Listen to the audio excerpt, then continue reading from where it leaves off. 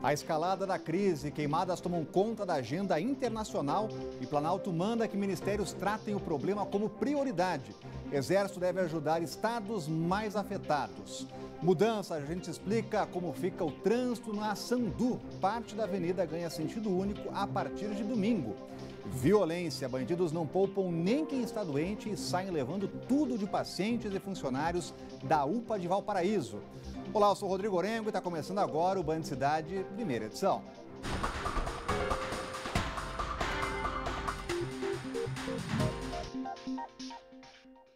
Quem passa por Taguatinga Sul deve ficar atento. Tem mudança no trânsito a partir de domingo. Alteração entre a QSB 4 e a 5. E hoje o trecho tem sentido duplo, mas passa a ser único na semana que vem. A ideia é diminuir o congestionamento tradicional na região. Quem passa pela QSB 4 e 5 de Taguatinga Sul diz que está acostumado com a rotina de um trânsito lento e intenso na região.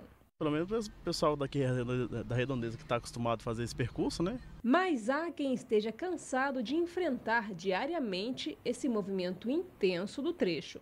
Quando a gente passa de lá para cá, né, atravessa aquela via ali, até que atrapalha um pouco o trânsito, né? A gente percebe que, de fato, para um pouco o trânsito ali. Às vezes fica muito carro estacionado aqui nas beiras da pista e às vezes acaba congestionando o trânsito, né? Se sobe e desce. Acho que vai ajudar, sim. Mas a partir do próximo domingo, dia 25, o Departamento de Trânsito do Distrito Federal vai alterar o sentido de circulação dos carros que passam pela QSB 4 e QSB 5. A mudança vai tornar as pistas de sentido duplo em sentido único. A área que fica na lateral da quadra 5 vai funcionar somente no sentido da Avenida Comercial. Já o fluxo de carros da lateral da quadra 4 vai para a direção da Avenida Sandu. Um estudo técnico foi a base para toda essa alteração. O que a gente mais vai entender naquele primeiro momento são os ajustes das pessoas, ou seja, ela já tinha uma rotina que ela fazia, o percurso era aquele, então até ela se adaptar, não vai ser de imediato a melhora no sentido de a pessoa estar se acostumando. Mas posteriormente a isso, sem dúvida vai funcionar melhor. Os testes devem durar 3 dias e após esse período será implantada a sinalização horizontal e vertical de acordo com as alterações definidas. O diretor do Núcleo de Projetos do Detran avalia que a medida vai proporcionar segurança no trânsito da região. A intenção nossa é de fazer com que aquilo ali há uma solução melhor. E os ajustes são possíveis e viáveis. O que a gente também pensa em relação ao projeto é de que você dê à pessoa mais segurança no trânsito da via. O governo deve anunciar hoje medidas para conter as queimadas na Amazônia. À tarde, o presidente Bolsonaro se reúne com um gabinete de crise, que foi criado ontem às pressas. A tendência é que as Forças Armadas socorram os estados mais afetados. O assunto ganhou o mundo e a pressão agora vem de todos os lados. Quem conta essa história pra gente é a Renata Dourado, já está com a gente por aqui. Muito boa tarde, Renata. E o que temos pela frente hoje, hein? Rodrigo, boa tarde, seja bem-vindo. Obrigado, bom estar de volta. Sentindo sua falta, pois é. Boa tarde para você, uma ótima sexta-feira para todos que estão aí nos acompanhando. Primeiramente, Rodrigo, a gente gostaria de explicar a diferença entre queimada e incêndio. A queimada ela é uma prática comum que acontece já há muito tempo, está dentro da lei e é usada ali para renovar uma área, seja para o uso da agricultura ou seja para o uso de pasto. Só que é o fogo controlado, né? Já o incêndio é um fogo que não tem controle. Ele pode ser causado por questões naturais, como os raios solares, ou mesmo de forma criminosa, né? Pelo homem mesmo colocando o fogo ali. Então, uma vez a gente dizendo aqui essa diferença, vamos voltar a esse tema aí que você falou, ou seja, os olhos do mundo estão voltados para o Brasil, especificamente para a Amazônia, mais do que nunca. O presidente Bolsonaro convocou ontem essa reunião, convocou todos os ministros, pediu para que cada ministro avalie o que cada pasta pode fazer diante dessa situação e logo mais eles vão se reunir mais uma vez, possivelmente, aí, como você bem disse, o governo deve anunciar o envio de forças armadas para tentar solucionar, amenizar essa problemática. O fato é que o mundo todo, vários países, a imprensa de vários países estão mostrando essas imagens, tristes imagens. Nós vamos pedir aí para o Guilherme soltar. essas imagens recentes disso que vem acontecendo na nossa Amazônia. E vários chefes de estados também vêm se manifestando. Ontem, por exemplo, o presidente da França, Emmanuel Macron, fez uma postagem no Twitter convocando os líderes do G7, que é esse grupo que reúne as principais economias do mundo. Esse grupo vai se reunir nesse final de semana, convocando os líderes para falar sobre esse tema. E ele disse, inclusive, que é uma crise internacional. Ele falou, entre aspas, a nossa casa está em chamas. O presidente Bolsonaro também, pelas redes sociais, respondeu aí essas críticas, disse lamentar que o presidente da França use uma questão interna do Brasil para ganhos políticos pessoais e criticou o tom sensacionalista sobre a Amazônia. Mas essa questão vai muito mais além. A União Europeia já cogita sanções na comercialização do agronegócio, que seria algo péssimo para o Brasil. Cogita, por exemplo, banir a importação de carne brasileira. Por isso, obviamente, essa repercussão toda e essas ações, essas atitudes aí do presidente Bolsonaro. Este ano, Rodrigo, foram registrados 75 mil focos de incêndio, o que significa um aumento de 84% em relação ao mesmo período do ano passado. Esses dados são os dados do INPE e diante dessa situação, dessa problemática toda, chamando a atenção do mundo inteiro, a gente aguarda aí qual vai ser o anúncio do governo. A reunião está agendada para logo mais às 5 horas da tarde. Continuar de olho no assunto. Cláudio Humberto já com a gente. Muito boa tarde, Cláudio. Boa tarde, bem-vindo. Muito obrigado. Bom estar de volta aqui. Como é que deve ser a postura do governo daqui para frente, Cláudio? Bom, o governo está tomando providências, pelo menos é o que está sendo anunciado ou vai anunciar, né? Criação de grupos de força-tarefa, etc. Enfim, uma série de iniciativas que são mesmo do papel de qualquer governo fazer. Agora é preciso ter muita calma nessa hora, né? O presidente da França ontem, por exemplo, divulgou no Twitter lá o texto dele usando uma foto falsa, uma foto que não é da Amazônia, sequer da Amazônia brasileira. É uma foto da Amazônia peruana e feita, minha gente, em 1989. O fotógrafo morreu há 13 anos atrás. E aí isso tem servido ao oportunismo de muita gente, de políticos, como é o caso do presidente francês, e também de celebridades, jogador de futebol, artistas, todo mundo ali criticando o Brasil, encontrando pretexto para criticar o Brasil em relação à questão do meio ambiente. Mas as alegações são, na maior parte das vezes, no mínimo, exageradas. O craque Cristiano Ronaldo, por exemplo, divulgou uma imagem de um incêndio, de uma queimada, como se fosse da Amazônia. Na verdade, é do Rio Grande do Sul, imagine. Enfim, há também, a gente mesmo viu agora aqui imagens de queimadas aqui no Cerrado.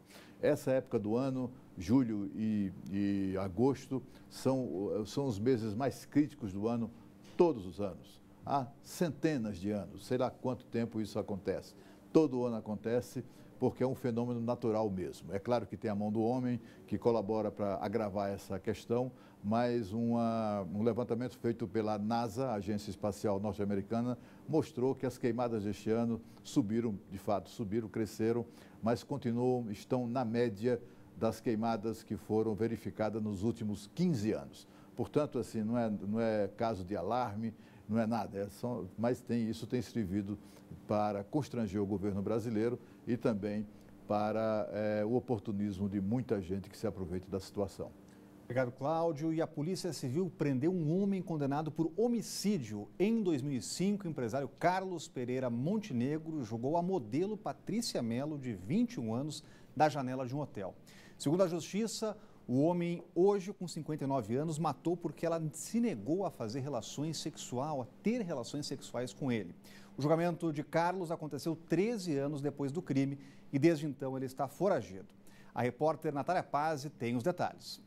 A Polícia Civil aqui do DF prendeu o empresário Carlos Humberto Pereira Montenegro, de 59 anos, condenado pelo homicídio de Patrícia Mello, de apenas 21 anos. Esse caso aconteceu em 7 de janeiro de 2005. Esse homem, ele foi condenado a pena de 13 anos de prisão em regime fechado por esse homicídio. Segundo a polícia, ele estava foragido desde setembro de 2018, quando foi expedido, então, o mandado de prisão definitiva pela pela Vara de Execuções Penais. Após um levantamento aí realizado pela Polícia Civil do Amapá, policiais da 1ª DP aqui do DF se deslocaram até Belém, no Pará, para efetuar então a prisão dele. Ainda segundo a polícia, Montenegro é investigado por diversos crimes contra a administração pública praticados no estado do Amapá e havia sido preso em 2009. Eu volto com você aí no estúdio. E a seguir, crianças entre 6 meses e 1 ano devem tomar vacina contra o sarampo, segundo nova orientação do Ministério da Saúde. A gente volta daqui a pouco, não saia daí. A Lava Jato está nas ruas de novo. A ex-presidente da Petrobras, Graça Foster, o empresário André Esteves e o banco BTG Pactual são alvos de buscas e apreensão nesta sexta-feira, e essa é a fase de número 64 da operação. A gente volta a falar ao vivo com a Renata Dourado. A Lava Jato, na verdade, não sai das ruas, né, Renata? Não para, né? Ontem teve uma operação, hoje outra operação, né? E é importante que seja assim, né, Rodrigo? A gente precisa descobrir o mal feito que aconteceu aí no nosso país e que continua acontecendo.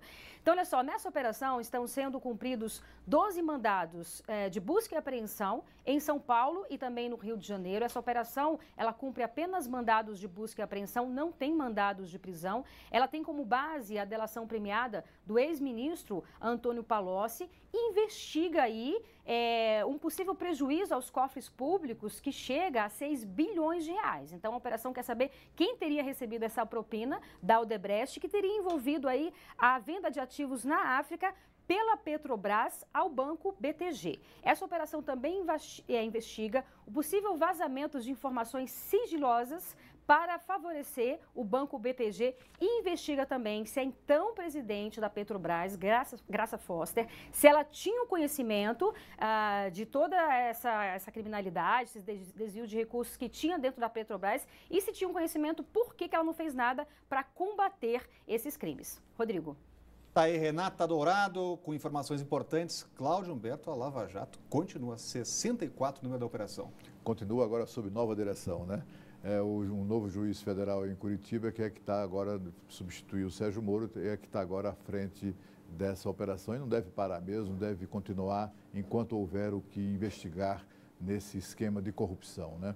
Essa fase da operação, a 64ª, é relevante porque põe as mãos na ex-presidente da Petrobras do governo Dilma Rousseff, Graça Foster, que até então estava meio que ali escapando das investigações. Há mensagens, ela foi inclusive, é objeto de investigação porque há mensagens e há depoimentos assegurando que ela sabia de todo o esquema de corrupção do PT dentro da Petrobras e não fez nada para impedir. Se não se beneficiou, no mínimo se omitiu. É mais ou menos isso de que ela é acusada. Já o banqueiro André Esteves e o seu banco BTG Pactual foram beneficiados por um presente do então presidente Lula, ele que era o banqueiro do governo Lula, digamos assim, era o favorito do governo. Ele foi beneficiado ganhando áreas de exploração de petróleo que a Petrobras vinha desenvolvendo lá no litoral africano. Isso acabou provocando um prejuízo à Petrobras estimado em mais de 6 bilhões de reais. É um prejuízo que deveria ser cobrado não apenas do banqueiro que se aproveitou disso, mas também do presidente que lhe fez essa gentileza com o chapéu alheio. O relator da reforma da Previdência no Senado disse que a indicação do filho do presidente, Jair Bolsonaro, à embaixada em Washington, pode atrapalhar na tramitação da proposta. A Comissão de Constituição e Justiça do Senado encerrou nesta quinta-feira a fase de audiências públicas para debater a reforma da Previdência. No último dia, foram ouvidos representantes de entidades ligadas a servidores públicos e de trabalhadores da iniciativa privada. O passo seguinte seria a entrega nesta sexta da primeira versão do parecer do relator. Mas Tasso Gereissati, do PSDB, quer aproveitar o fim de semana para ouvir parlamentares e deixou para a semana que vem a apresentação do relatório. Com o adiamento, o prazo para a votação da PEC da Previdência em 2 turnos no Senado também terá de ser prorrogado, e pela segunda vez. A conclusão, prevista anteriormente para 10 de outubro, deve acontecer 4 ou 5 dias depois, segundo Tasso Gereissati. Isso se não houver mais atrasos. O relator fez um alerta. A discussão sobre a indicação do deputado Eduardo Bolsonaro para a embaixada nos Estados Unidos pode prejudicar a tramitação da reforma da Previdência no Senado. É uma indicação polêmica, como todos sabem, e aqui no Senado existe uma discussão muito grande, está dividido. No meio de uma discussão de um problema tão complexo e tão grave que aflige toda a população brasileira, a contaminação com esse outro problema que pode dividir mais ainda o Senado não é bom para a Previdência. Cláudio Humberto, Previdência corre algum risco ou já é jogo jogado? É jogo jogado, né? Isso é conversa mole, não apenas do entrevistado, como do entrevistador, né? Tem um truque, cá para nós, tem um truque na nossa profissão, que o cara está sem notícia, aí faz uma pergunta tipo assim, vai atrapalhar? O repórter sabe da posição do senador Tasso Gereissati contrária à indicação de Eduardo Bolsonaro, como, aliás, deve ser mesmo, né? E essa indicação absurda do filho do presidente para ser embaixador nos Estados Unidos. Sabia que dali ia sair coisa. É só perguntar que ele tem a manchete. Então, é preciso a gente ter muita ciência disso, não há risco nenhum. O que atrapalha, o que atrasa a reforma da Previdência é o que aconteceu hoje. O senador Tasso Gereissati, que está falando, que deu essa entrevista agora há pouco, ele adiou a entrega do relatório, prevista para uma sexta-feira, porque era sexta-feira. E, como a gente sabe, no Congresso Nacional, pouquíssimos trabalham numa sexta-feira. Ele adiou, então, para a próxima semana, quem sabe na terça, né? Segunda e sexta, jamais. E vamos falar aqui de prestação de serviço. Crianças a partir de 6 meses devem ser vacinadas contra o sarampo. Esse é o novo entendimento do Ministério da Saúde. No calendário normal, só os bebês com mais de 1 ano eram imunizados. Mas a situação da doença hoje é tudo menos normal. O sarampo assusta estados como São Paulo, que fica a 1h30 de voo daqui. E os outros 3 casos confirmados na nossa capital têm em comum o contato com pessoas de lá. Na tentativa de evitar que o surto chegue de vez, a idade de vacinação foi antecipada. O ressurgimento do sarampo, principalmente em São Paulo, fez aumentar a preocupação com a doença. Diariamente, o aeroporto de Brasília recebe cerca de 47 voos vindos de Congonhas e Guarulhos. Essa ponte aérea tem assustado, depois que 3 casos da doença foram confirmados no DF. A gente tem que tomar todas as medidas profiláticas, né? Evitar contato em lugares, ambientes fechados, lavar sempre as mãos e tomar os cuidados. A vacina, por enquanto, não é permitido pela questão da idade, só a partir dos 6 meses. Então a gente tem que ficar mesmo limitado aos cuidados. Ele está com as vacinas em dia, mesmo assim a pediatra mandou tomar na campanha agora outra dose. Mas ele está imunizado, mais precaução nunca é demais, né? Dos 3 moradores daqui que foram infectados, 1 esteve em São Paulo e outros 2 foram contaminados por um morador do estado paulista que esteve em Brasília. A primeira prevenção é a vacina. E a outra prevenção que todo mundo já sabe, que é a higiene, espirrou, usar um guardanapo, espirrou, usar o cotovelo, não passar a mão, lavar as mãos. Por medida de precaução, agora crianças de 6 meses e menores de 1 ano devem ser vacinadas. Para evitar mesmo que a gente pegue as crianças menores, tenham até sarampo, né? Então tem que vacinar. Eu acho que a população inteira tem que se conscientizar, tanto as crianças como os adultos, eles têm que vacinar. A prevenção do sarampo é a vacina tríplice viral. É importante destacar que a doença não tem tratamento. Devem tomar a vacina o quanto antes pessoas que estejam em contato direto com profissionais da saúde, funcionários do setor hoteleiro, do turismo e que trabalhem com transporte aéreo. Quem for viajar para os estados que registraram casos da doença deve tomar a vacina 15 dias antes. Em situação de surto da doença, o Ministério da Saúde orienta para a vacinação de todas as pessoas que tiveram ou têm contato com o caso suspeito em até 72 horas. A gente chama de vacina de bloqueio. É a mesma vacina, mas teoricamente, quando você vacina, ele pode vir ter casos mais leves, né? Ou não desenvolver a doença. Agora, a Renata Dourado tem um recado para você. Seu bolso está pedindo uma economia? Calma que a Novo Mundo pode resolver isso para você agora mesmo. Galera, estamos com ofertas imperdíveis e preços baixíssimos nas próximas 48 horas. com um plantão de ofertas Novo Mundo. Confira com a gente. Sofá 3 e 2 lugares com puff por apenas 12 vezes de R$ 179,90 no carnê.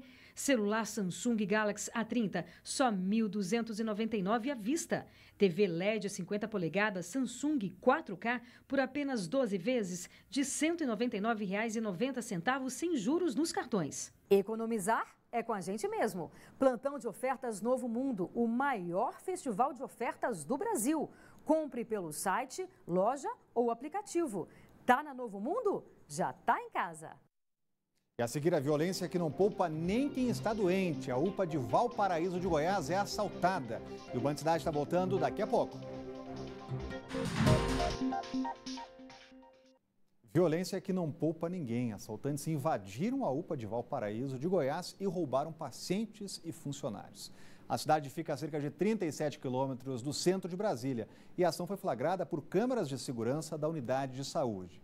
As filmagens mostram os pacientes que estavam aguardando atendimento sendo surpreendidos pela dupla de assaltantes. Olha aí, os funcionários da unidade também foram alvos dos bandidos. Os criminosos levaram celulares e bolsas de todos que encontraram pela frente. O caso aconteceu no último domingo, mas até agora ninguém foi preso. Quem tiver informações pode ligar no 197. E hoje tem jogo de vôlei para o torneio Super Praia. A competição vai até domingo e reúne as melhores duplas do Brasil na modalidade. E para ficar melhor, a arena está montada no Parque da Cidade com entrada de graça. Areia, sol e bola. Mesmo a quilômetros de distância, parece que a praia chegou ao Parque da Cidade. O torneio Super Praia começou nesta quinta-feira e reúne até domingo os nomes que mais se destacaram na temporada de vôlei de praia até aqui. É como se fosse uma Supercopa, né? Por isso que é bacana, porque os jogos são bem mais alto nível. Essa é a primeira vez que a baiana Pete participa do torneio. Mesmo acostumada com o calor da terra natal, ela reclamou um pouco da seca brasiliense. A gente sente um pouquinho a dificuldade para respirar, mas a gente vai se adaptando, então vai conseguindo assim ao longo dos jogos, ir recuperando, se hidratando bastante, então a gente consegue lidar melhor. É a segunda vez seguida que a capital cedia o evento, um dos principais do calendário do vôlei de praia. 16 duplas participam das disputas femininas e masculinas. A entrada para o torneio é gratuita. É bom de ver o vôlei, eu gosto de jogar vôlei. A gente não pode perder essas oportunidades. O nível tá bom, o pessoal tá interessante, a arena tá legal, pode vir. 2 horas e 23 minutos. Esse é o tempo médio que o brasileiro passa nas redes sociais todos os dias. Já para pensar que esse tempo poderia ser utilizado para outras coisas, como ler, fazer exercícios ou assistir um filme, tem um site que calcula o que você poderia ter feito em vez de se afundar aí nas redes sociais. Então, confira agora aí na reportagem. Entre uma curtida e outra, uma postagem, uma nova foto, a média nacional de uso das redes sociais chegou a 2 horas e 23 minutos. Mas e você? Sabe quanto tempo gasta navegando todos os dias? Velho, acho que umas 5 horas por aí. 5 horas por dia nas redes sociais? Por aí, assim, juntando tudo, né? Admito que eu gasto em torno aí de 1h30, 2 horas, 2 vezes por dia, então tipo 4 horas. A média nacional aí é 2 horas e 23, então tá passando bastante. Eu tô passando muito, eu entendo isso, mas muito é transporte público também. Acaba como a gente passa muito tempo no transporte público, não tem como, é um jeito de você não sentir que o tempo tá passando dentro do ônibus. O tempo inteiro eu uso pra faculdade também, pra saber de professor, essas coisas, é mais fácil, mandar e-mail. Um site foi desenvolvido para nos mostrar a comparação do tempo gasto em redes sociais em relação a outras atividades. Por exemplo, é possível ler até 200 livros. E não para por aí, o site também compara quantas vezes você poderia ouvir uma música favorita ou quantas vezes poderia assistir a temporadas de um seriado caso deixasse as redes sociais de lado. Do outro lado, tem as empresas. Facebook, Instagram, Twitter, todo mundo. Eles utilizam do algoritmo para nos prender. Então, por exemplo, você é uma pessoa que gosta muito de estudo, mas eu não. Eu gosto de ver mais coisa de comédia, stand-up na internet. Para mim, vai só aparecer vídeo de comédia.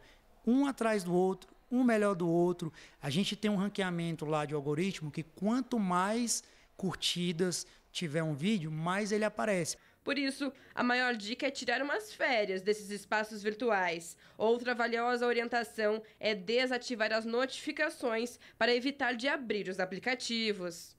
Já que a gente está falando de rede social, tem a nossa aqui, a Band no WhatsApp. Você pode mandar vídeos para a gente, denúncias, mostrar os problemas aí onde você mora. É o nosso WhatsApp, então anote o nosso número, que é o 99976-9204. O Band Cidade primeira edição vai ficando por aqui. Vem chegando aí os donos da bola e a gente volta a se encontrar hoje de novo às 10:50 da noite no Band Cidade segunda edição. Já o primeira edição volta segunda-feira com o Sérgio Amaral no comando. Uma ótima tarde para você. Tchau, tchau.